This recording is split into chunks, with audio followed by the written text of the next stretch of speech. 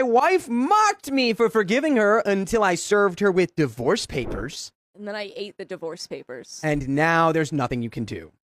A bit more than a year has gone by, and through lots of self-reflection and therapy, I finally built the courage to walk away from my wife, 36 female. I'm 38. By the way, this comes from user Brand New Time, and if you want to submit your own stories, go to the r/OK Storytime subreddit. I'm Dakota. I'm Carly. And we are here to give you good advice, goofily, but we don't have all the answers. We only know what we would do. So if you would do something different, let us know in the comments, as OP says. This is a very weird feeling. One I really don't know how to fully describe. I'm optimistic and scared, calm and anxious, happy and sad. My Fitbit says my heart rate's around 80 beats per minute, which is about 10 beats higher than usual. So I decided to write this as a reminder not to give in. I thought making a list of all the things I've had to deal with over the 13 years we've been together, married for almost 8, might keep me on track if I get weak at any point in the future. So here's why I'm leaving. She's a heavy drinker. She gets obnoxious, verbally harmful, and violent when she drinks. Well, that's terrible. Okay. She cheated on me with an employee at work. They did the spicy sleep at work during working hours, not to mention the hotels they booked. After I forgave her for cheating, bet you won't make that mistake again, I discovered she had booked a hotel in August 2021 during a night I was away. Once confronted, she denied and gaslit me. A week after I left to stay with family, she finally admitted to sleeping with the same coworker again. The one time she agreed to put a tracker on her phone, I discovered she had left it at her friend's house and had her friend text me pretending to be her. So after finally agreeing to start a new job and block this guy on her phone and email, I discovered she was hiding a second cell phone and communicating with him through that device instead. And this is where we should have learned the lesson that this woman's not going to change and we should have left her before. One night, on a night she claimed she wanted time to herself, she secretly met up with him for dinner. The same night, she stayed at a hotel. Luckily, we have no kids. I can sell the house, make my money, and move on without any strings attached. Thank God. She doesn't know she's being served today. Boom! But 2 days ago, I told her I was pursuing divorce. She love-bombed me and promised she would make changes. I'm sure. I rejected all her attempts. A lot of this really only came about in the last year and a half. That's a long time, brother. She had a drinking problem, but was always self-aware and worked hard to overcome it. She went a long time without touching a drink. She was sweet, kind, and nurturing for years. Once the affair started, she seemed to lean into all of her negative behavior, and I just kept giving her chance after chance. Now she's used up all of her chances. I'm moving my stuff to my father's house today so I can bail and stay there if all else fails. And there is an update.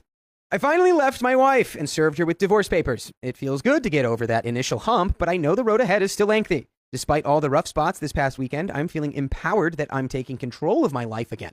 She came home from work visibly upset and unstable, but trying her best to pretend nothing happened. She denied ever being served the papers and took note of things of mine that were missing. She demanded I put everything back, that she was going out with a friend, and that I had better be home when she gets back. Insane of her to make demands of you.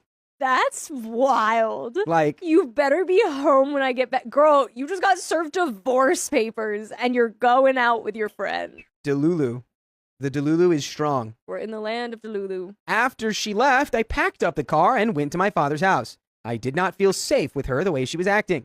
The Ring doorbell captured her returning home a little after 10 p.m. Then around 11:30 p.m., it captured her again in one of the strangest ways I've ever seen her behave. She walked out of the front door and stood in the driveway for a moment and then began dancing and singing the chorus of The Boy Is Mine by Brandy and Monica. After singing the chorus and a couple more verses, she walked back up the front stoop and tried to tear the Ring doorbell out, but she was unsuccessful and walked back into the house. She was obviously wasted, and I was very satisfied with my decision to leave. I saved the video and sent it to my attorney. On Saturday morning, her friend picked her up at 5 a.m. for a day trip. I went home and checked the house. Luckily, everything seemed all right. She came home in the early evening and still pretended everything was fine. I ignored her and stayed to myself on the couch. Eventually, she came and sat down, admitted to receiving the papers, then unleashed different tactics on me to get me to drop the divorce. Like eating the divorce papers. If you eat the divorce papers legally, there's nothing you can do. No more divorce? If you can prove that you ate it and swallowed it, it no longer exists. It nullifies. So, she threatened, mocked, begged, negotiated, pleaded, love-bombed, and guilted me over the course of 2 to 3 hours. I held firm, laid out my case that I was unhappy and wanted out, that I was tired of being mistreated, lied to, and emotionally tortured. Surprisingly, she admitted to enjoying treating me the way that she has. I hope this is on record. I hope this is recorded. Every time I stayed with her and endured, it evidently showed her how much I loved her. I quickly pointed out the dysfunction in that, which she brushed off, asserting that she will never sign any divorce papers. Things have calmed down. There's obvious tension in the house, but we are coexisting and keeping things cordial. My attorney advised that once all her tactics fail and she realizes the divorce isn't going to stop, she'll turn to rage and go on the attack.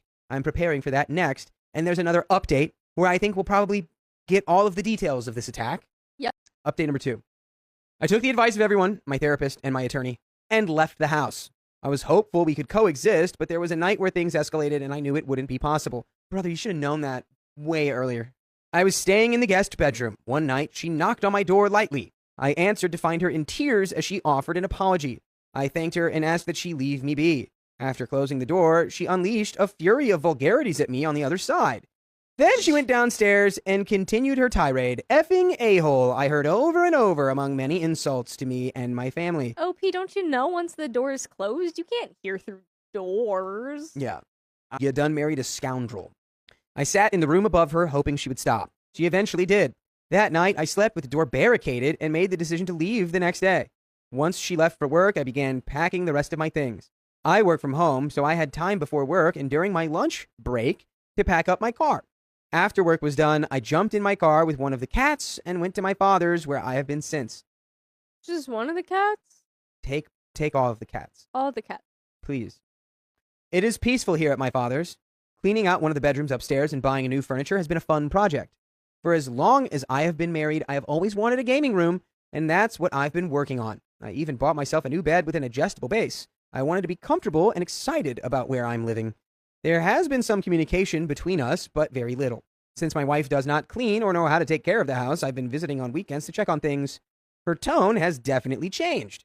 She has been begging me to call off the divorce, taking ownership of all things wrong with the marriage, and swearing that she called everything off with the guy she had an affair with. Oh, just like you swore for the last 3 times I gave you a second chance? Yeah. She finally realized he's not coming back this time. Yeah, and please do not. Do not. OP continues, I'm not buying it. I know this version of my wife, as I have seen it many times. Once the dust settles, she will revert back to her old toxic habits. I saw her last Sunday when I stopped at the house. The place is a mess, with empty bottles of wine scattered around.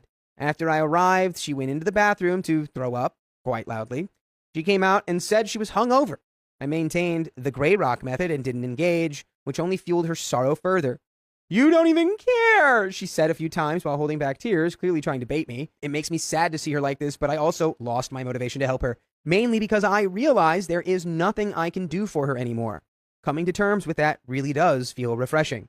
I first found out she was cheating in April 2021, then found out she cheated again in August that same year. For many, that would have been enough, but I still stayed.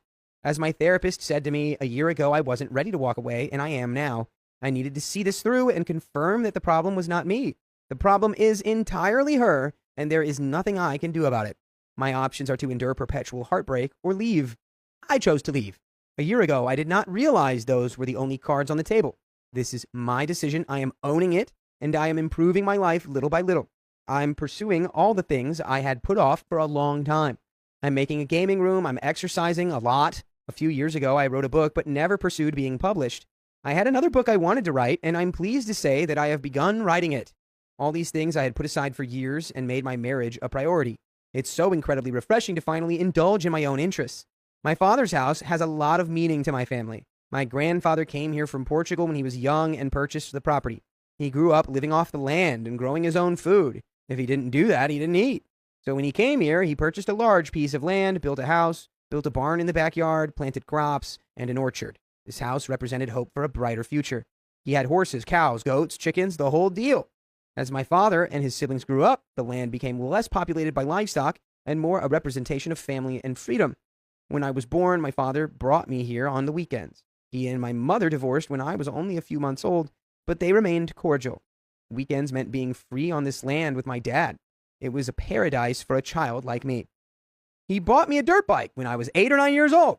I used to ride that bike all over the property. My grandmother used to complain that I was tearing up the grass. She'd come outside as I drove by and yell at me to slow down, but I'd scoff at her and ride faster. What an unruly little 10-year-old you were. You little rascal, you.